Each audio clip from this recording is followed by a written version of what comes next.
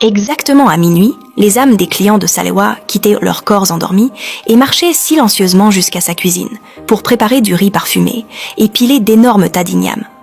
Tous ceux qui mangeaient au restaurant de Salewa payaient un prix sombre, sans le savoir.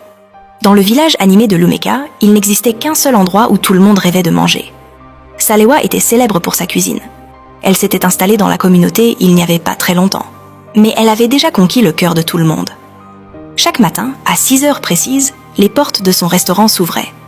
À l'intérieur, les clients étaient accueillis par d'immenses glacières et de grandes bassines remplies à ras-bord. Il y avait des montagnes de riz fumant et de profondes marmites de sauce riches en viande et en poissons frais.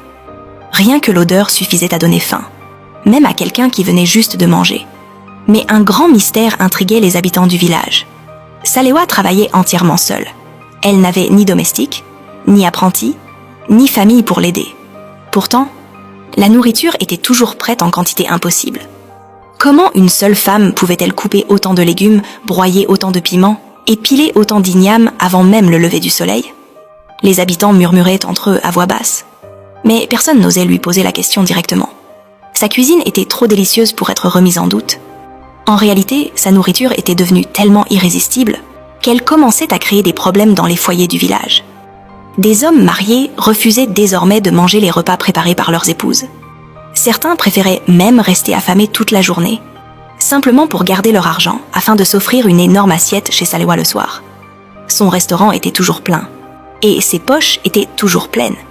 Mais bientôt, une étrange ombre commença à planer sur le village de Lumeka. Les personnes qui mangeaient régulièrement chez Salewa commencèrent à ressentir quelque chose de très inquiétant. Un homme pouvait manger un repas copieux chez elle, rentrer chez lui, s'endormir profondément dans son lit, puis se réveiller le lendemain matin complètement épuisé. Ses articulations lui faisaient mal. Son dos semblait brisé.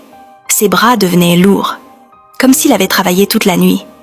Mais ils ignorèrent la terrible vérité. Salewa ne faisait pas que les nourrir. Elle les utilisait. Lorsque l'horloge sonnait minuit, Salewa se levait dans sa cuisine.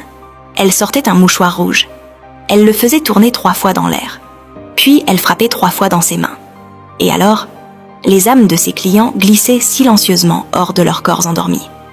Pendant que leurs corps restaient immobiles dans leur lit, leurs esprits traversaient le village plongé dans l'obscurité et marchaient directement jusqu'à la cuisine de Salewa.